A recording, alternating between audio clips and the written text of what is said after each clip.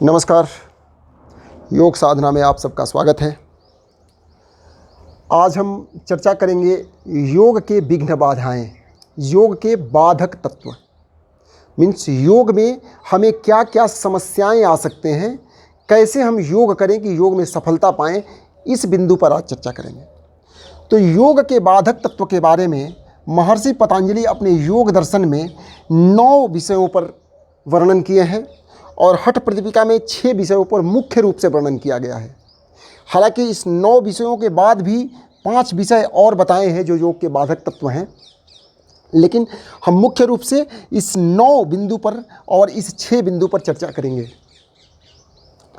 तो पहला विषय जो बताए हैं कि योग के बाधक तत्व में पतंजलि योग दर्शन में पहला विषय है व्याधि, स्त्यान, दूसरा स्त्यान, तीसरा संशय, चौथा प्रमाद, पांचवा आलस्य, छठा अविरति, सातवां भ्रांति दर्शन एंड 8वां अलब्ध भूमिकत्व और 9वां अनवस्थितत्व। तो ये 9 बाधक तत्व बताए हैं, चित्त अंतराय बताए हैं, मीन्स विघ्न बाधा बताए हैं। व्याधि, स्त्यान, संशय, प्रमाद, आलस्य, अविरति, भ्रांति दर्शन, अलब्ध भूमिकत्वान् अवस्थितत्वानि चित्त विक्षेपास्ते अंतराय। ये हमारे 30वें श्लोक है पहले अध्याय का पतंजलि योग दर्शन में। तो हम चलते हैं, एक एक करके इसको समझने का प्रयास करेंगे। एक एक करके समझने का प्रयास मतलब व्याधि क्या होता है। शारीरिक और मानसिक रूप से विकृति जिसके चलते हम योग साधना न कर पाएँ उसे व्याधि कहते हैं। दूसरे पर चलते हैं, स्त्यान। इसका नाम बहुत कम लोग सुने हैं, बहुत कम लोग समझ पाते हैं। स्त्यान का मतलब होता है अकर्मण्यता। स्त्यान का मतलब अकर्मण्यता। अकर्मण्यता को किस प्रकार से आप कह सकते हैं? संकोच। आलस दूसरा चीज़ होता है और संकोच दूसरा चीज़ होता है। जैसे आप कहीं जा रहे हैं, रास्ते में ही कोई कार्य करना है, उसमें आलस की कोई बात नहीं है। उसी रास्ते से जा रहे हो, कोई कार्य करना है, कोई बोला कि थोड़ा मेरा एक लेटर दे देना उस दुकान पर, उधर ही जा रहे हो तो आप बोलेगा अरे मैं नहीं दे पाऊँगा। ये हो गया अकर्मण्यता। यह इसको संशय के रूप में देखा जाता है, इसको आलस के रूप में नहीं देखा जाता है। इसी को स्त्यान बोलते हैं, मीन्स किसी भी कार्य को न करना, अकर्मण्यता। संशय, हमेशा आपको संदेह होना, योग साधना के प्रति संदेह रहना, इसको संशय बोलते हैं। ये सभी योग के बाधक तत्व में आते हैं। प्रमाद, प्रमाद का मतलब होता है कि आप योग साधना का अवहेलना कर रहे हैं। मीन्स आप उसको हमेशा नहीं मानने के साथ साथ उस चीज़ पर विश्वास भी नहीं रख रहे हैं, उसका अवहेलना कर रहे हैं, उसको प्रमाद बोलते हैं। जिसको हम बोलते हैं एक तरह से अपने आप को बड़ा समझना, उसको भी प्रमाद कहते हैं। मीन्स योग का वैल्यू ना देना, योग का मूल्यांकन न कर पाना, इसको प्रमाद के रूप में आता है। अब हो गया आलस। आलस्य किसको बोलते हैं?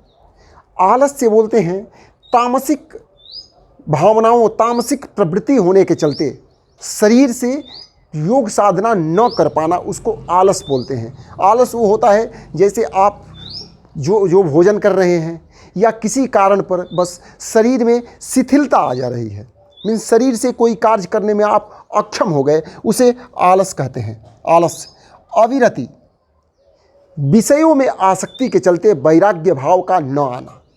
विषय में क्या होता है, जो भी, जैसे आपका बहुत सारे विषय होते हैं, मैथमेटिक्स, केमिस्ट्री, फिजिक्स, बहुत बढ़िया से आप समझ जाएंगे, लेकिन यहाँ पर विषय को समझने में लोग थोड़ा सा चूक कर जाते हैं। अपने शारीरिक विषयों में आसक्ति हो जाने के चलते, किसी से राग और उसमें आकर्षण हो जाने के चलते आपका वैराग्य भाव का अभाव हो जाना, इसे बोलते हैं अविरति। भ्रांति दर्शन। भ्रांति मतलब समझते होंगे, भ्रांति मतलब गलत, झूठा। तो भ्रांति दर्शन का मतलब होता है कि गलत समझ लेना, किसी भी विषय को सही ना समझना। योग साधना के पुस्तक में जो लिखा हुआ है उसको सही ना समझ करके गलत समझ लेना, उसे भ्रांति दर्शन बोलते हैं। अलब्ध भूमिकत्व। अलब्ध मीन्स जो लाभ मिलना चाहिए वो लाभ योग अभ्यास से न मिलना, उसको अलब्ध भूमिकत्व बोलते हैं। जैसे आप कोई भी अभ्यास कर रहे हैं उस अभ्यास से बताया गया है कि इस अभ्यास के करने से आपको ये पार्टिकुलर लाभ मिलेंगे, लेकिन वो लाभ किसी कारणवश नहीं मिल पा रहे हैं। उसमें आपके शारीरिक दोष भी हो सकते हैं, मानसिक दोष हो सकते हैं, आपके करने के तरीका में दोष हो सकते हैं, लेकिन किसी भी कारणवश यदि आपको उसका लाभ नहीं मिल पा रहा है तो ये एक योग का बाधक तत्व है। आपका उत्साह कम हो जाता है और आप फिर योग के मार्ग से विचलित हो जाते हैं। तो ये भी एक योग के बाधक तत्व में गिना गया है। अनवस्थितत्व, ये बताया गया है कि किसी भी भूमि पर मीन्स शरीर के हर आंतरिक स्थिति को एक भूमि बताया गया है, वहाँ पर मन स्थिर होने के बाद भी न रुकना, मीन्स समाधि की अवस्था में ज़्यादा देर तक न रुक पाना भी एक बाधक तत्व में ही आता है। तो इस प्रकार से ये 9 हमारे महर्षि पतंजलि एग्ज़ाम में भी, परीक्षा में, जो हमारे आजकल आयुष मंत्रालय जो परीक्षा ले रहा है उसमें भी बहुत प्रकार से क्वेश्चन पूछते हैं। क्वेश्चन में ये भी पूछ लेते हैं कि आप बाधक तत्व महर्षि पतंजलि के योग दर्शन में जो लिखा है उसको बताइए, या वो पूछ देते हैं कि इस 9 बाधक तत्व के अलावा पतंजलि योग दर्शन में क्या बताए हैं बाधक तत्व योग साधना के। तो क्वेश्चन कई एक प्रकार से हो सकते हैं। फिर वो बोल सकते हैं कि हठ योग प्रदीपिका में क्या बताया गया है। इस प्रकार से आपका अध्ययन इतना अंदर तक होना चाहिए, पुस्तक में इतना डीप तक अध्ययन होना चाहिए ताकि वो क्वेश्चन कुछ भी पूछे तो आप अच्छी तौर से जवाब दे पाएँ। तो ये 9 बाधक तत्व, ये 30 नंबर श्लोक हम समझते हैं कि पतंजलि योग दर्शन में पहले अध्याय में है, ये 30 नंबर श्लोक है। और 30 नंबर सूत्र के बाद 31 नंबर सूत्र में भी लिखे हैं, दुख दौर्मनस्य अंगमेजयत्व श्वास प्रश्वास विक्षेप सहभुव। इसके अलावा भी ये 5 बताए हैं जो कि योग के बाधक तत्व हैं। दुख दौर्मनस्य, दुखी होना, आपका अपने शरीर के अंगों में कंपन होना, फिर श्वास प्रश्वास की गति सही न होना, ये सभी 5 और बाधक तत्व बताए हैं।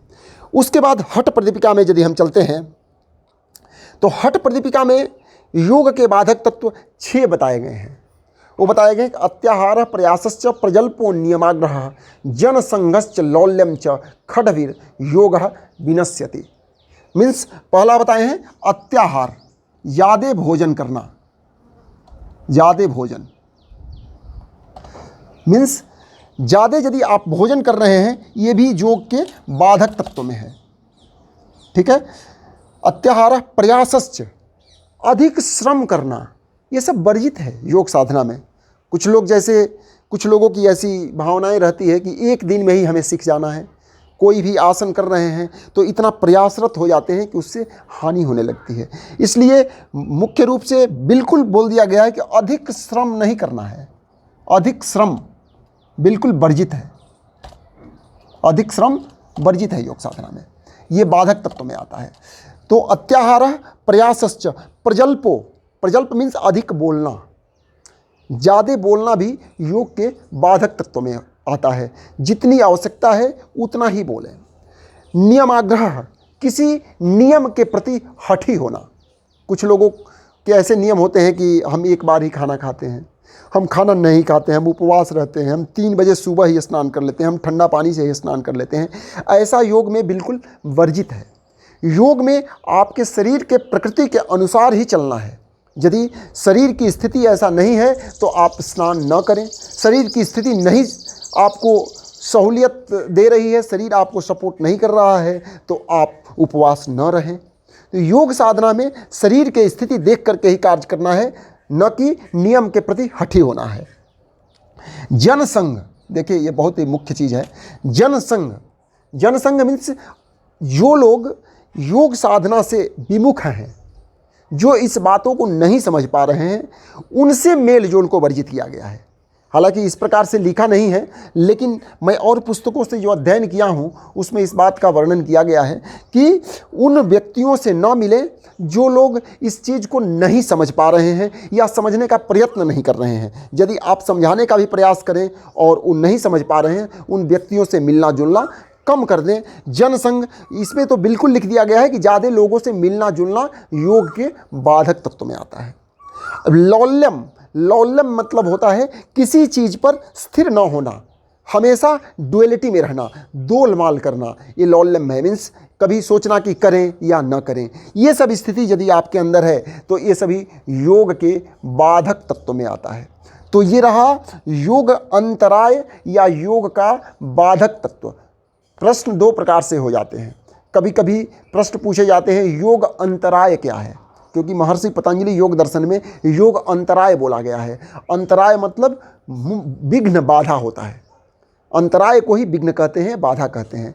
तो इस प्रकार से आज का विषय रहा योग में बाधा क्या क्या आते हैं। तो आपको ये विषय कैसा लगा अवश्य बताइएगा। नमस्कार।